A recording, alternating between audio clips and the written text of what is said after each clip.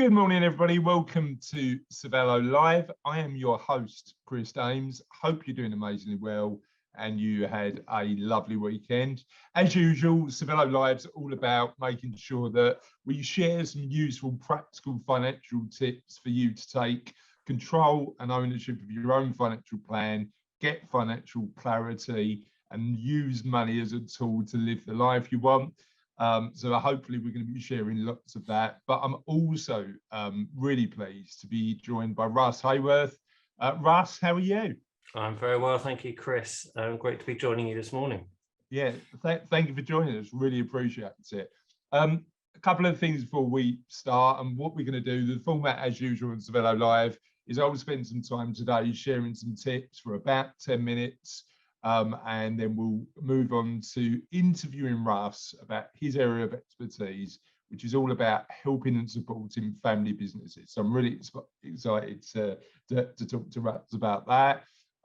But we're always looking for your feedback, always looking for ideas about what we can talk about in future shows. So if you are in a position where you'd like us to talk about a particular subject, something pertinent going on in your life, please do let us know, and we will help if we can. So the subject, I've got a bit of a sort of pick and mix of subjects that I want to talk about at the minute, talk about today, because what I wanted to do is highlight some of the things that we think business leaders should think about when they're building their own financial plan. Because in my experience, when we speak to a lot of and work with a lot of business owners, they have a element or actually a lot of clarity about where their business is going, but they don't always relate it to their own personal circumstance. And I think when you're thinking about your life, what you should be doing is, yes, the business element is super important, but how does that relate to the life that you want to live? And how have you got your personal financial plan as clear as your business plan? And how do you do that? And in my experience, there's sort of 4 plans that typically clients come to us with. Number one, they know that they're going to run out of money at some point. So they know they've not made enough provision, and there's sort of there or thereabouts where, you know what, I've not done enough and I need to do more. Number 2, clients come to us knowing that they're never going to run out of money again, and knowing that the hard work they've put in building and growing their businesses or building wealth, they want their kids to benefit from. It's a really interesting one. I was on the radio last night. Claudia, who I'm sure will watch this and will make sure we invite me on to talk about financial planning on her show. And we were talking about the fact that, you know, giving wealth to your kids is a really interesting one. And we'll talk about this as part of the family business conversation, Russ. Giving wealth to your kids is a really interesting one, because how do you help your kids financially whilst maintaining the values that help you get there? I don't know if I've got an answer to that, to be honest, but I think it's a really interesting conversation we have with our clients. So number 1 is knowing you haven't got enough and how do I get there? Number 2 is knowing I've got enough and how do I make sure I efficiently pass that to the next generation or beyond? Number 3, nobody ever comes to me with a perfect financial plan, because number 1, there isn't any such thing as a perfect financial plan, and nobody has accurately assessed their money so that they run out right at the right time. It just doesn't happen. The majority of our clients, though, come to me with plan number 4, and that's no plan and no clarity of where they are. So when I'm presenting this, when I'm out and about talking about the 4 types of financial plan, effectively I've just got a picture of a 3-year-old child just going like that. And it's interesting that the amount of people who have got clarity in their business but not clarity in their own personal financial plan. Now, we know that plans change, and we know that, you know, as soon as you put a plan in place, it evolves and adapts. But the important thing is the planning, not the plan. going through that process of building a financial plan, knowing what you're going to aim for, and then taking incremental bite-sized chunks of action to help you get there. If the plan changes, either through circumstance or you want to do different things, all you then do is reassess the plan. But at least you've got, same as you would in a business, but at least you've got a sort of starting point to help you achieve your goal. So I think number one is, identify what one of those 4 types you are. Odds are that you're number 4, and take action to get clarity in your financial plan and move towards it. I suppose, again, this applies as much to business as it does to your own personal financial plan, but we're firm believers in strategy first and tactics second. Now, what does that mean? If you're building a business plan or you're building your own personal financial plan, you start with the end in mind. You start with what you want to achieve eventually, because what you don't want to be doing is taking action without a clear goal and aspiration. Now, in our world, we ask 2 really clear questions about understanding where somebody might sit with that. Number one is, if you had the choice never to work again, what level of income would you want to live the life you deserve? So that's number one. And number 2 is, when do we want to get there? And what that does is that gives us a focal point. And again, nothing's definitive. We can sort of adjust everything, but that gives us a focal point to look at to say, this is what we're aiming for from a financial perspective. And it's really interesting, definitely, and I've been speaking about this quite a lot in Cervello Live, we're not using the term retirement anymore, because a lot of our clients, particularly as they're coming close to an age where retirement might be a thing they want to do, they're still got the energy and the enthusiasm for life to do loads of stuff.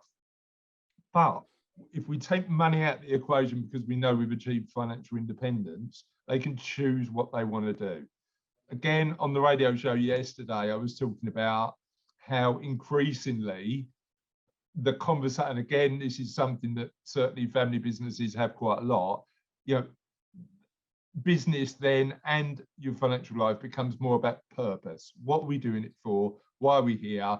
And what value do we want to give back to the world in terms of that? It's really interesting when you help a client achieve financial clarity, they're on track to achieve what they need to do. Again, it then expands the mind to look at other stuff. So financial independence is really important.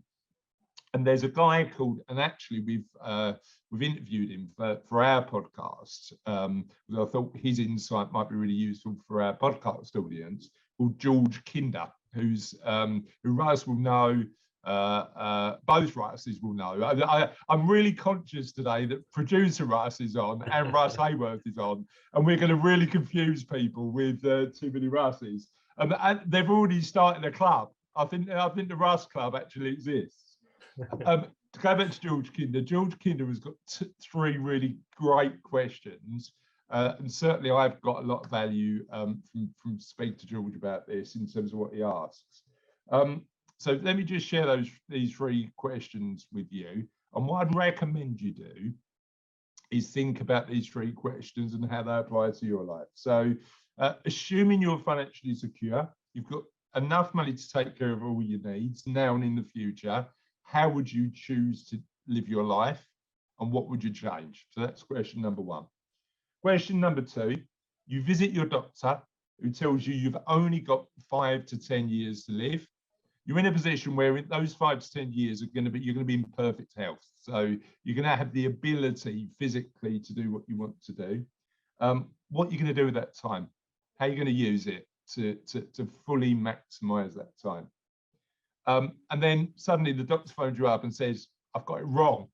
You haven't got 5 to 10 years to go. You've actually got 24 hours to go. What would you miss? What would you think about, like, in terms of the things that you've missed not doing? Who did you not get to be? And what did you not get to do?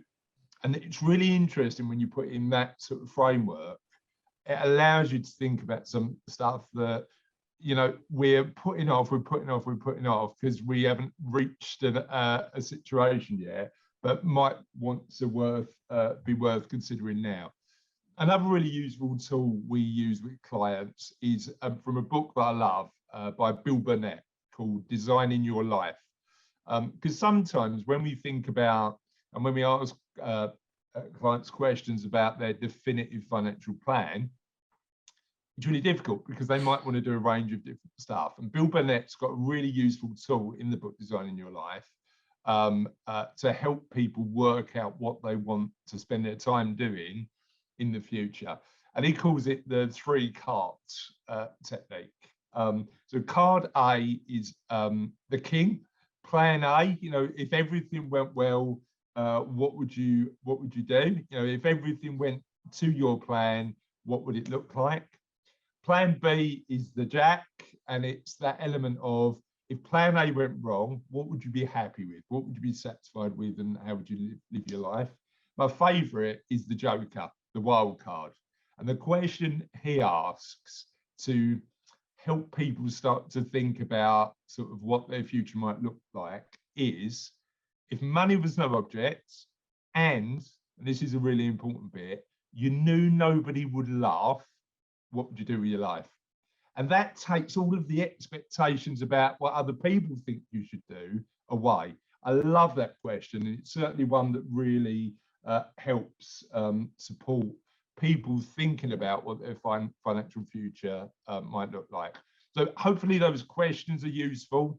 Those sort of thinking techniques and tools are useful. Again, we're always around at Cervello to support you, help you achieve that. One of the big things, and again, we'll talk to Russ about this quite a lot today. One of the big things that I've realised in my life, and again, Russ and I spend our days helping and supporting other people to achieve their goals. One of the big things I've realised is as a business owner, I need help as well. And I've got a range of people business coaches who help me. I've got a fitness guy who really pushes me when sometimes I don't feel like it. And interestingly, because we're publishing the book on the Kindness Project podcast at the minute, a book that sat on my laptop doing nothing for about 18 months, somebody I've known for a long time, I employed an editor about 3 months ago. And guess what? Having that accountability to get this stuff done that I know is important, but it's just sat on my laptop, has meant that book's now being published in October. So that accountability is so important in areas of our lives that we know that we should focus on, but perhaps we don't. Hopefully that was useful. Russ, thank you again for joining us on Cervello Live. Let's start with a really open question. Tell our audience about you. Okay, so I am Russ Hayworth. I'm a family business advisor, and actually, my previous life I was a chartered financial planner as well. So a lot of what you're talking about in terms of the sort of financial tips resonate a lot with me. A good link in terms of the mentioning the Kinder Institute and the work, those 3 questions, is I actually decided to fully step out on my own, having gone through the Kinder process. Yeah. So I looked at those questions myself. The one that really resonated with me is, what didn't I get to become? And for me, that was to follow my own path within my own business. And that's why I decided to step away from what I was doing in the financial planning world into where I am now with the family business advisory. How long did that sort of asking yourself that question and then moving towards doing what you're doing now, how long did that transition take? So I've worked with family businesses pretty much my whole career. I've worked in the financial planning teams of accountancy practices. And just because of the nature of the kind of UK and global economy, I mean, close to 90% of all businesses are family owned. So just by nature of that, I was working with family businesses a lot through their transitions. So retirement transitions, you spoke about the financial independence. If there isn't necessarily the business sale route because you want to pass the business from one generation to another, yeah, the importance of financial independence becomes even more so, because you need because to be we're able not to including the afford. value of the business, right? Yeah. So, and there's ways and means, obviously, and mechanics around realizing value from that. But if that's not the primary source, a lot of business owners go, well, my business is my pension, which again, we could probably spend a whole hour talking about that statement. Yeah, the other one I really like is I'm going to sell my business for insert number here, £2 million. Okay, so help me understand where you've got to that number. That's what I'm selling it for, and not what the market is doing. But yeah, just helping people get to a point where they understand the difference is important, I think. Absolutely. And so I was working with family businesses on that. But what I noticed was, whilst there was the ability to demonstrate financial independence from a business using things like financial forecasting, cash flow, and a well thought out financial plan, again, completely agree with all the points you make there about the importance is in the planning. It's essential, and you do it with maybe with a cash flow within your business, but having your own is invaluable. So echo those thoughts. But I was also seeing that there was a lack of emotional independence from businesses. And if you've founded and created something and it is like another member of your family, it can be really hard to pass that down. And there's a lot of focus given on how to make sure and you prepare the next generation to take on that role, but very little done in terms of actually helping business owners understand what they're succeeding to. And they know what they're passing on, but actually what are they retaining? And so it really piqued my interest in the family business field. I did a very intense certification called the Advanced Certificate in Family Business Advising back in 2017, I think it was, and sort of really took a deep dive into this world of family business. So I was doing a lot of that, working alongside other consultants within a financial planning practice. But the transition from doing the Kinder course to me deciding actually this is time for me to move on and do my own thing was about 6 weeks. Right. Okay. So pretty quickly. But I suppose the big thing, as you say, is a lot of the conversations we have aren't about the numbers at all, are they? They're about the emotions that come with building, launching, and growing a business. And passing it on potentially to the next generation, or just having a plan to do that. Talk to me about practically the work you do with family businesses at the Family Business Partnership. How does it work? So if I sort of explain why my role exists, and then I can come on to talk about what it is that I actually do. So if you imagine a Venn diagram where there's 3 overlapping circles, in a non-family business, that Venn diagram is 2 overlapping circles or 2 overlapping systems. You've got the ownership of the business and you've got the management of that business. And where they overlap, there's some complexity.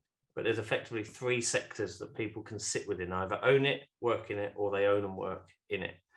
If you overlay that with the 3rd circle, which is a family system, it goes from a relatively straightforward 2 circles with a little bit of overlap into this 3-circle model. It's called the 3-circle model. It was created by John Davies and Renato Taguri back in the late 70s at Harvard University. And they noticed that there's lots of complexity and issues that arise within family-owned businesses that are created by family dynamics, or what we would term as a family system. And when you overlay that with a business ownership or management system, it becomes inherently more complicated to understand what hat I'm wearing when I'm making a decision. So am I making this decision as an owner of the business, as somebody who works in it, or as mum, dad, sister, brother, aunt, uncle? Interesting. And how much does that family dynamic play in terms of helping make those decisions? On top of that, if you imagine, and I understand you are a family business, so it's probably easy for you to imagine, there are family members who may not sit in an ownership or management function, but have an influence over the business. Because they are part of that family dynamic. And how do you make sure that that voice is heard in the right way and in the right forum? So what I do is I work with family businesses to help them to create the communication forms, the systems and processes to ensure that there's the sort of most efficient communication. There's the aim, it's not always possible, to mitigate conflict.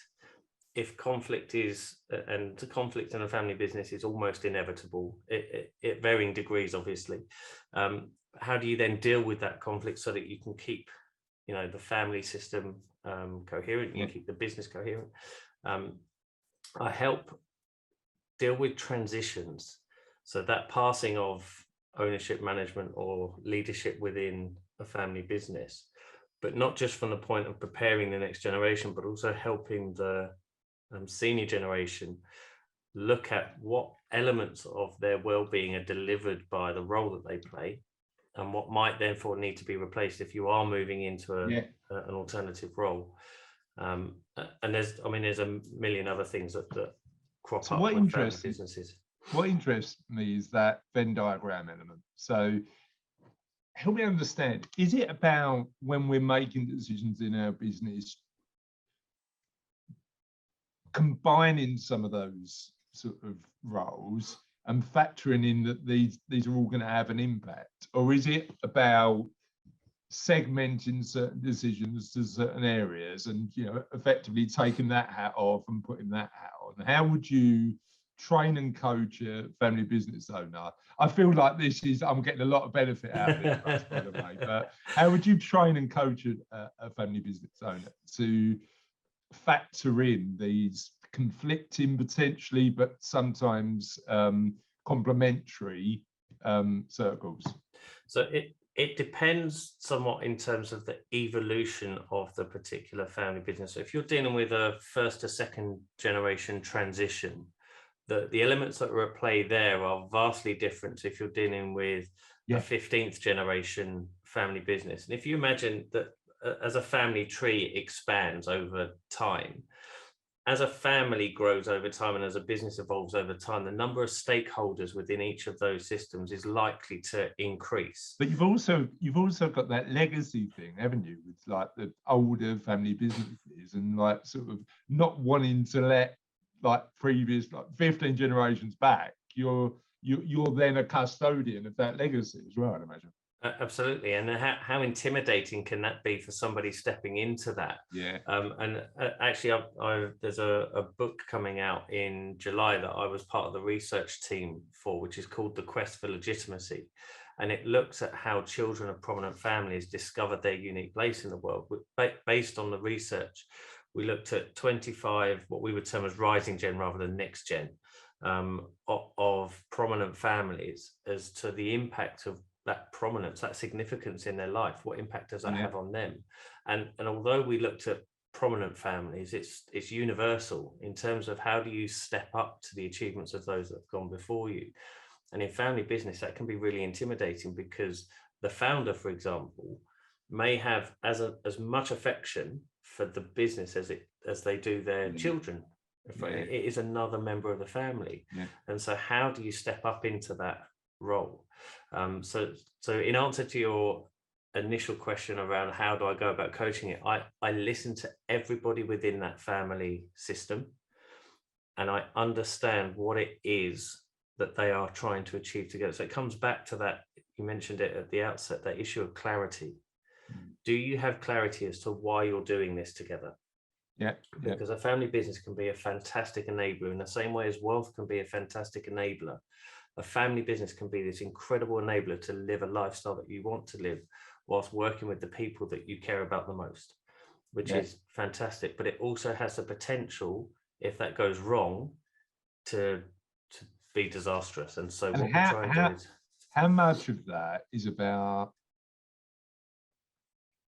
communication?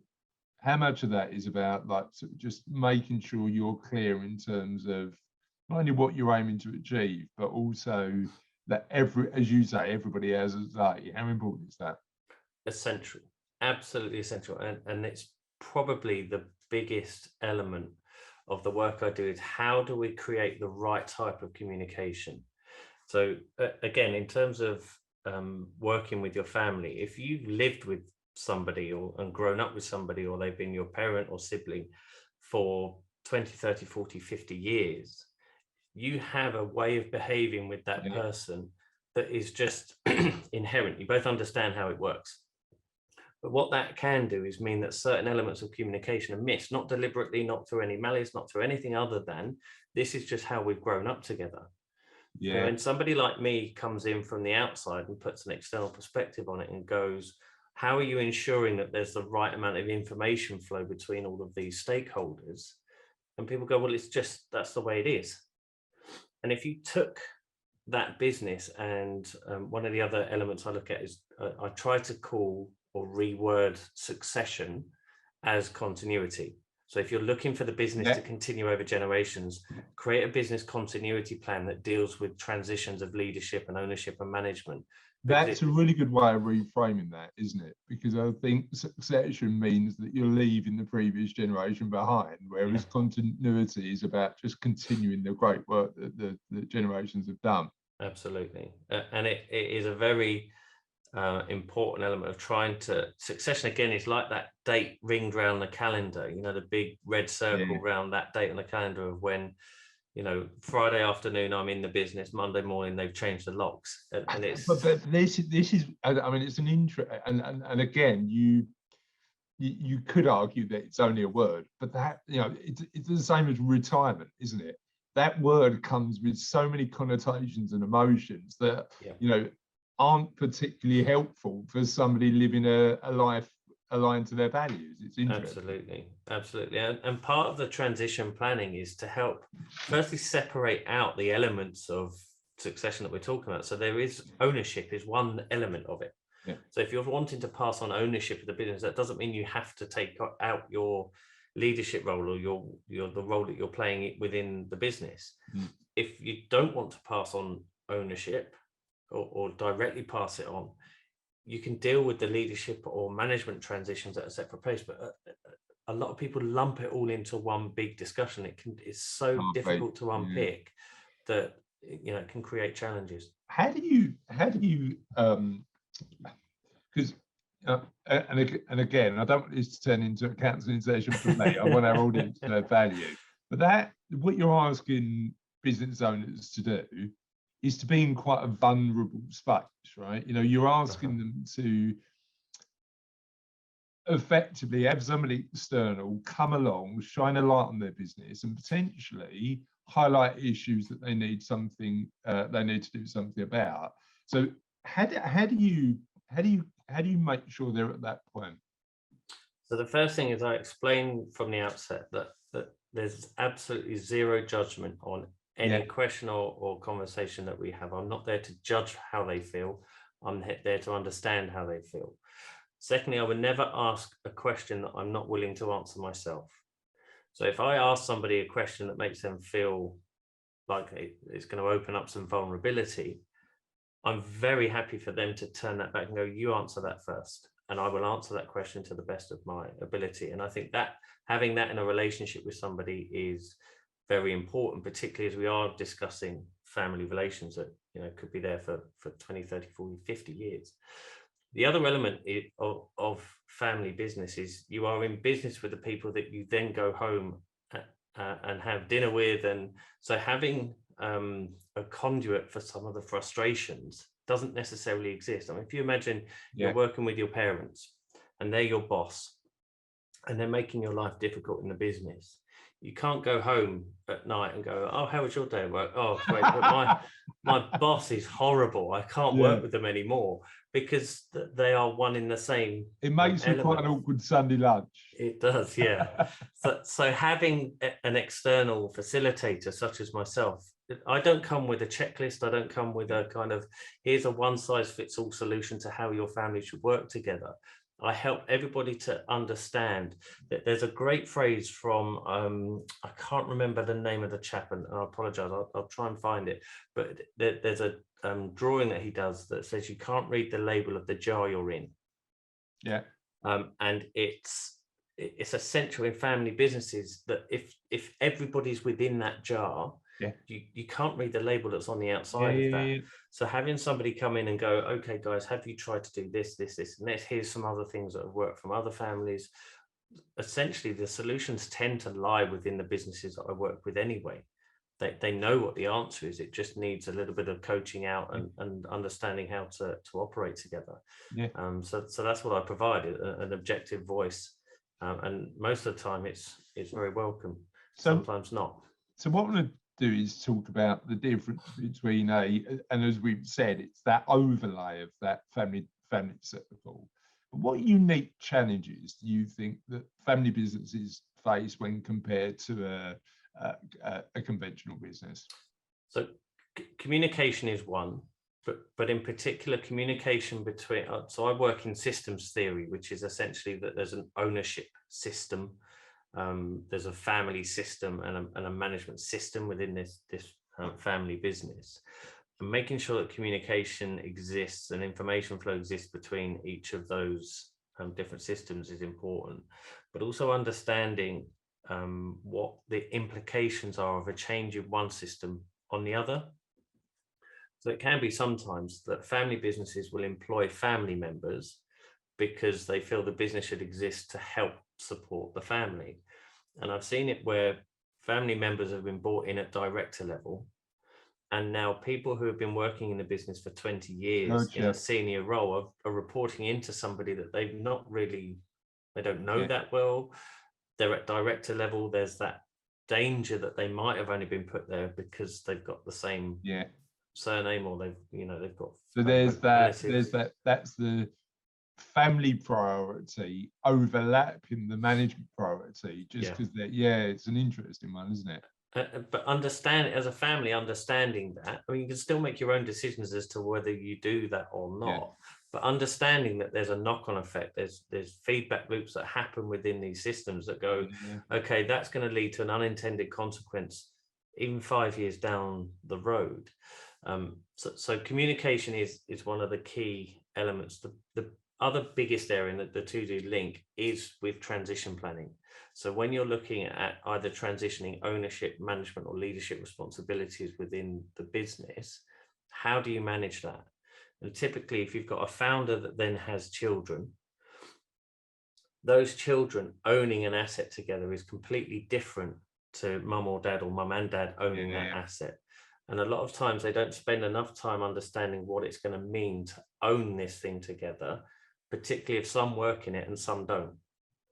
How do you have a conversation about a dividend policy, for example, if one sibling's in the business and one's outside the business? Well, how do you have a conversation about, potentially the kids in the business feeling that they're making more effort to generate the profits that everybody's going to share? I mean, that's an interesting one, isn't it? It's good. So I suppose the big thing is, as you say, I run a family business, and we've used our business to support members of the family. And the one that I always struggle with, and the one that I've just tried to be clear on is, yes, I've got sort of family hat on, but I've also got business owner hat on, and sort of drawing the lines between accountability. Do you think that's different in family businesses to conventional businesses? And if so, how do family, and again, it's turned into a counselling session, Russ, how do we, as business owners of family businesses, make sure those lines are clear? So there's two things. Firstly, as a business owner, you have the right to do within your business what you want to do within your business. Right? That's one of the benefits, one of the perks of being the owner of the business, is you get to make those decisions. You deal with the consequences, which is why there's an element of risk involved in it, but you get to make those decisions. And with a family business, it can be such an enriching experience to be able to call on the family to go, okay, we need some support in this area. Does anybody feel that they can do that, and kind of utilize that area well? In terms of how to manage that in terms of communication, it's just to be really open about it, in my view. And I have to be very careful when I go into a family and go, this is the way to do it, because the family behavior that's been there for generations is kind of the norm for that family. For me to come in with a sledgehammer and go, no, this is the way you do it, disrupts that too much, 100%. And it just becomes an absolute sort of battle in terms of that side of it. But being open and honest about the communication, the purpose of the business, why are you doing it? Like, if you can draw it back to, I've created the business to create wealth for me and my family. And how you define wealth is not just, and you know that I'm preaching to the choir, is not just about pounds, shillings and pence. It's a lot more about livelihood and well-being and that side of it. But if you can be really clear and have, again, that clarity on why we're doing what we're doing, it helps frame any decisions that you make through that lens of, this is why we're doing what we're doing. As the business evolves and as your family evolves, and perhaps it's a horrible term, but it's probably the most widely accepted term. It's called the professionalization of the family business. And it's when you start putting in management structures, you start putting in a board, for example. It might start off as an advisory board, then move into a full board with non-execs. And as the business grows and the complexity grows, you need more governance in order to help manage that. But that's an evolution rather than a revolution of, right, we've started off with 5 years in, and now we need a 15-person board with 6 non-exec. Like, it's just too much at once, isn't it? Has to be that evolution and finding what works for you guys as a family. Well, the other interesting thing with this, and my kids are still too early to want to come on board at Cervello. But I suppose, as you say, you're working with family businesses of all sort of shapes and sizes. Is how do you make sure that the next generation is ready for both the responsibility and has got the skills of leading and managing something you've built? How do you, if you've got a leader who is an owner of a family business who is in a position where they're thinking, I want to move on, or I want to have less involvement, but I'm not sure the next generation that I'd like to pass to is fully ready. How can you manage that transition and support that next generation to take over successfully? Yeah, it's a great question. And there's 2 elements to the answer. Firstly, in terms of the next generation, I would perhaps ask, or get them to ask themselves the question of, if the family business didn't exist, what would I do with my life? And if it broadly mirrors what you would do within the family business, and the family business is probably the most efficient route for them to fulfill what it is that they want to do with their lives. If, for example, the family business is a financial planning business, and you ask that question, and one of the next gen goes, I want to be a performing artist on the stage in New York, then presumably the financial planning business is not the best avenue. I mean, it might, you never know with these things, but it's probably not the best avenue. So making sure that everybody, the amount of pressure that can fall onto the next gen through that feeling of obligation, whether it's meant or not, there's just this, the business is part of the family. You pick up so much as a next gen through the kind of osmosis and the conversations that are happening, and they probably know far more about the business than they realize in that sense. But understand what it is that they really want to do, because if you go into it with passion and excitement and energy, then it helps to deal with the other side of that question, which is the trust element from the senior generation of, how do I let my other baby go when I don't really trust the people, even though they're my family? And that's a really difficult conversation. If you can imagine that between generations. But you're right, that the fundamental element is, do you care enough to continue to run it? Are you going to be getting up every morning, caring enough? The skills you can learn, the attitude element of actually this is really important. Is a completely different thing.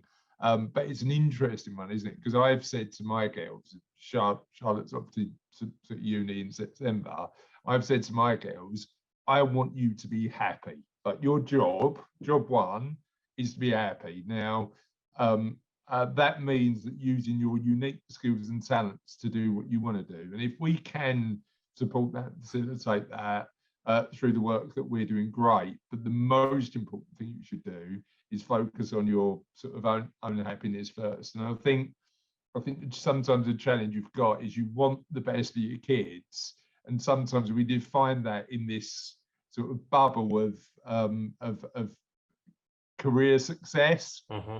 And actually it's a bit of a broader conversation, isn't it? Yeah, and just picking up on that, that a lot of the success metrics for a family business is the ability to pass shares from from one generation to another. In my view, it's great for lawyers and accountants. That's not criticism Yeah, of them, yeah. but if their client is this legal entity that exists, they obviously want that legal entity to continue because that's what's paying their fees. Yeah. But if the success metric is how do we have a thriving, a happy and successful family from that perspective, Yeah. it also means you can separate it out. So again, using the example you used there of your daughters, they might not want to work in the business at some stage in the future. They might, we don't know that yet, but they might want to own it. Yeah. And therefore you can go, well, okay, we can pass this through the generations at an ownership level, but we can just employ somebody else to run it for us. Yeah. And that's okay. That's, it's not a failure. It's not Yeah. a statistic that goes against the sort of in the against box for family businesses, because it's whatever's the best solution to enable everybody to have a happy and fulfilled life. And But again, as you say, is that starting point of life first, money second, and money as a tool to live that. It's that changing the dynamic of what success looks like, I think. Yeah, and some families will have, so there's the kind of business first approach, which is the business must survive at all costs because it's creating wealth for the family, or the family first. So family have to be the ones that are prioritized first. Now, two don't necessarily mean that you exclude one from the other, but just understanding, are we a family first family business or are we a business first family business? Interesting. And what you can see over time is an evolution from being a family business where everyone's kind of involved in the management side to becoming a business family where you own an asset together, but you have external professionals running it because that's the best thing to do in order to achieve what you want to achieve. Yeah, very often those discussions just aren't had. Yeah, it's where's the priority. Now I know that you've been fortunate enough to interview some amazing family businesses and family business owners. What have you learned and who from when you've gone through it? Because I don't know about you, but one of the privileges I get in my life through the Kindness Project podcast and the work we do with the Cervello Live is just effectively picking the brains of people who I learn a lot from. And I know that you've done that on your podcast. So who have you learned from, and what have you learned that's been most practically useful in your life? So I've been really lucky in that I started, so my podcast is called the Family Business Podcast. So it's imaginatively titled. It took years to come up with the title. Paid millions to focus groups to really get my philosophy with everything is, look, keep it as simple as possible. Exactly. When we wanted to launch a podcast just highlighting what amazing work people are doing in the world, and we wanted to interview kind people, we're not going to go too complicated with the title, right? Doesn't need to be. So I was then just quite bold and just emailed all the kind of big thinkers, big family business names. So one person I interviewed, I went up to his office to do the interview, was Sir John Timpson. So from Timpson's, the key cutters and cobblers chain, amongst other things. They've got lots of different businesses. And that came about because his son tweeted on, I think, New Year's Day, this year's New Year's resolution is I want to give more back or something like that. I can't remember the exact wording. So I just replied to him saying, come on my podcast then.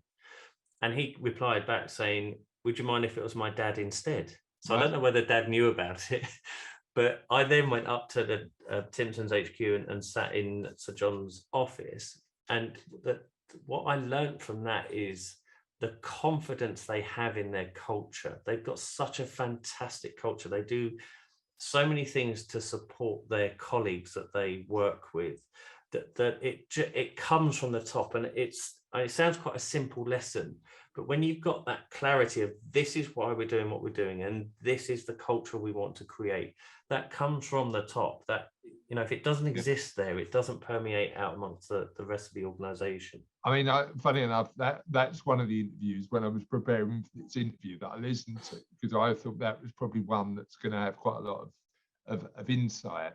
And the impression that I got was that they are a people first. Let's look after our people business, and that permeates through everything they do, right? Absolutely. And trust. There's such an environment of trust within the business. It's something they speak about a lot in terms of they employ a lot of ex-prisoners because it's something they believe in, giving people a second chance. But if you show trust in somebody, they repay that trust by doing really great work.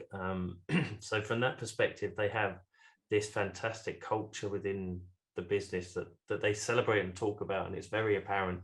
And when you go there, just silly little things, and they sound little, but they're really important. I was sat in the waiting room of the office. I got there a little bit early because I was eager, and somebody came and offered me a cup of tea, and I said, "I'm okay, thank you." But then everybody that walked past went, "Oh, hi, how are you? Can I get you a cup?" So everybody, it didn't matter where they sat in that. I mean, it was head office, so you imagine there's some people there that have various different roles, but they all asked how I was. They all said hello. It just felt very welcoming. Friendly. And in such a big organization, to be able to achieve that as well is testament to the values they hold dear as a family. And I think sometimes, again, one of the things that I've learned is families inherently understand broadly what their value set is as a family, because they've been brought up in similar environments around similar circumstances, influenced by the same sorts of people, but they're not necessarily as good at articulating those at the early stages of business. And you get those kind of values exercises where I've worked in some corporations that I won't name, but are big organizations, and they tend to have the same 5 values. And you kind of think, well, who's created those? It's an external person rather than the people who are actually core to the business. You know what's interesting, and I've spoken about this before. I used to be really cynical about values in a business, and the reason being is before I launched Cervello, I worked for big corporates. I remember working in town for a big corporate, again, won't name them, a big corporate who had this, big mural on the wall that said our values, and nobody in the office knew where that mural would come from. No. Nobody subscribed to that value set. And again, right, so I think by now, I'm not a naturally cynical person. I'm probably the opposite. I was like, well, that makes no impact to the way that I work, live. I don't subscribe to none of it. And weirdly, even though it was a massive mural on the wall, it was never communicated directly saying this is what we're about as a business. Yeah. And you look at that and you think, who's that for? Exactly. Is that for, and weirdly, so I when I started Cervello, it was like, start the business and see how it goes. And then a few years ago, I thought, actually, what are we doing this? Why do we get up every day and go and run this business? And it was really clear that the things that I wanted as values as a business are the things that I try and teach my girls. So fairness, be kind, be good to people, be fair, be inclusive, make sure that you're looking after people. Focus on improvement. So it doesn't matter where you are, just get a little bit better every day and you'll be all right. Fun. So if you're not enjoying something, try and change it, because it is about having a life full of happiness, well-being and enjoyment. And then do well, do good. If you're lucky enough to have done all right in life, give a bit back. And that's when I changed my mind about values. When I started to run my business based on the things that I tried to teach my girls. It's really interesting. I think family businesses have got a real unique opportunity to talk about values in a different way to a lot of other businesses, right? Yeah, and on top of that, I think what families are able to do is recognize when behavior doesn't match like something doesn't feel right in terms of someone's behavior, it's often gone against the value set of the person that isn't. And if you can see that, and if you can articulate that, and I'm as cynical about the value side of things as anybody. I think picking a set of 5 values, I mean, you could Google them, a good top 5 values for a business, stick them on a wall. They have no impact. They have no real influence over the culture of the business. But when, again, if you take the example of Timpson's and many other great family business, and I'm not saying all, because, you know, there are bad family businesses out there. I mean, some of them are highlighted in the HBO Succession series. I know that's made up, but it does capture some of the essence, albeit through a magnifying glass, of what happens in a family business. But families are able to then recognize the behavior that they want to see in order to echo their values. And when it's your values as a family, it becomes really personal. So you can, if you spend the time as a family, either as an ownership group or as a family group, going, what is it that's really important to us, and how do we want people to behave to reflect that? That's when the culture is created within the business that echoes the values of the family. It goes far beyond the values themselves and into the inherent behavior of that business. How do we perform in the business that reflects the people we are? I think that's interesting. And I think, I mean, increasingly, I think we're, you know, for me, authenticity is really important. And the closer you can get those values to the way that you're at work, the more authentic you are. And I think people recognize that, right? Yeah, absolutely. And the values you've described there are ones that are true to you as a family. I mean, you can't imagine necessarily in a massive corporate PLC having fun as a value. You're not here to have fun, you're here to work. Well, you know what's weird? So the way I describe it to clients, and they do look at me sometimes like I'm sort of living on Mars. Our role is to turn around and when I'm explaining that, because we've got, so when we send out a body of work that we can do with the client, our values are on that document. So we're really transparent about saying that this is what we stand for. And what I say to the clients is that I'm about life first, making sure that you're living the life that you want. So I only work with the clients I like. And it's the reaction you get tells you a lot about whether you're going to want to work with them or not. Mm-hmm. And I think for me, you know, and this is one of the benefits of running your own business. You do, once you've got to a level of stability and commercial success, actually make decisions not about the money but about the time.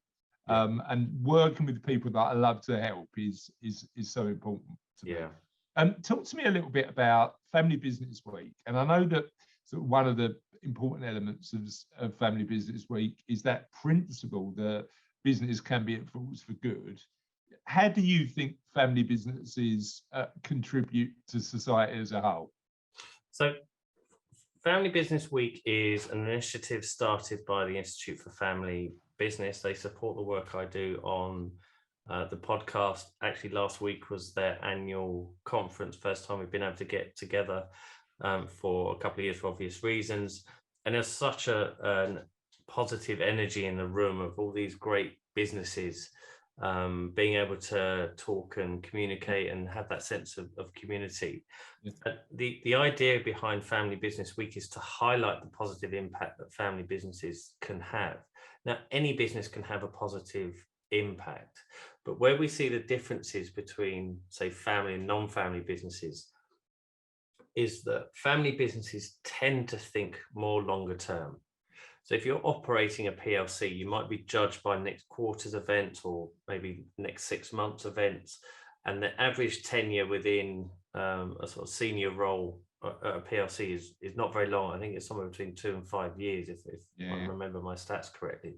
Within a family business, if you're running that for 20, 30 years, you can afford to make different decisions that are going to be better for the long term, like working with people that you like, for example, rather than I've got to work with anybody I can to maximize my revenue. Yeah, because most shareholders are going to ask how much revenue. Yeah, exactly. So having that long-term view, also because of the familyness of family businesses, working for a family business can often feel better, sometimes not. So again, I'm not saying every family business is this wonderful, glorious organization, but in terms of working and feeling part of that community, I think there's something very special about family businesses, because there is the familyness, and it's not really something you can put your finger on. It's not like a metric that you go, I can see that on the balance sheet, therefore I know it's a familyness. It's a feeling, it's an essence within a family business that you feel looked after, you feel part of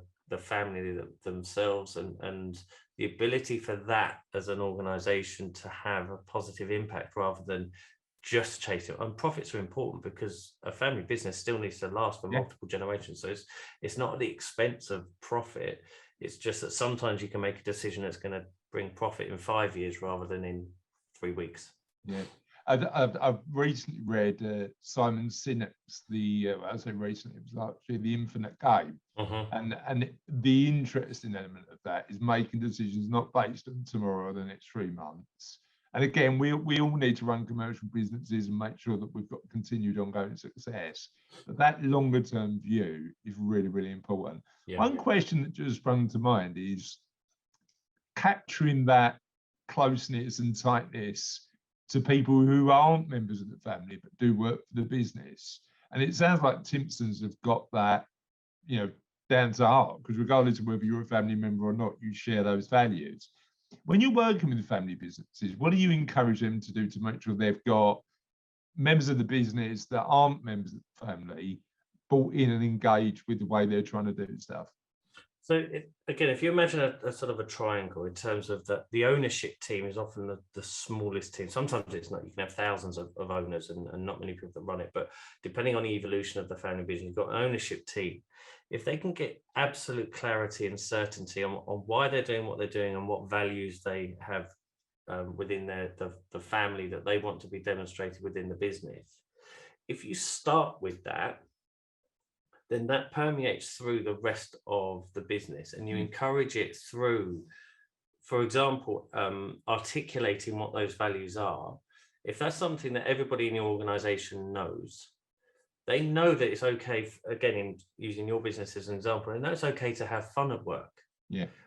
Whereas, and I know it sounds a silly thing, we spend a lot of our time at work. It should be fun, right? That's my view. It should be fun. If you're not able to have fun and express yourself, then you can feel stifled, you can feel frustrated. And so almost having that permission through the culture of the business to live the values means that, that's why it comes again down to behavior rather than just saying, right, the thing here is to have fun. If you see 2 of your colleagues laughing at a water cooler when you throw a stapler at them and say, right, none of that nonsense around here. Exactly, You're not living the values, you're just saying them. So it's living it and trusting it and having confidence in it. And then encouraging the behaviour that then reflects those values. That's it. Russ, it's been an absolute pleasure having you on Cervello Live. Hopefully you've had fun, you've enjoyed Loved it. Yeah, it's been great fun. It's been good. I'd love for people to check out the amazing work you do. So where can people find out about the podcast, the work you do, and if they are a family business and want to have a conversation about how you might be able to help, where can they find you? So start with the podcast. It is available on all good podcast players. I think that's how and the some phrase rubbish goes. ones. And the rubbish ones, yeah. So as I say, it's the Family Business Podcast. It's got my face on the podcast logo, so that's the one. And you can subscribe. As people probably know, although it's subscribe, it's free. So there's 140 odd episodes to dive into and more on their way. In terms of the work I do for the day job, it's familybusinesspartnership.com. If people want to start somewhere, I've created something called the Learning Centre, which basically starts to boil down some of the complexities of family business all in one place. So you can just go there and lose yourself for a couple of hours reading, watching videos, or listening to podcasts on various different topics. And if people want to connect, I'm on LinkedIn, Twitter, that kind of Facebook, all that kind of stuff. And I'm more than happy to have conversations with people to explore how I might be able to help point them in the right direction, give some tips. It's great stuff. Thank you so much, Ross. Really appreciate you coming on. thank you for watching Cervello Live. Hopefully you found that really useful, and we will see you next week. Have a lovely week.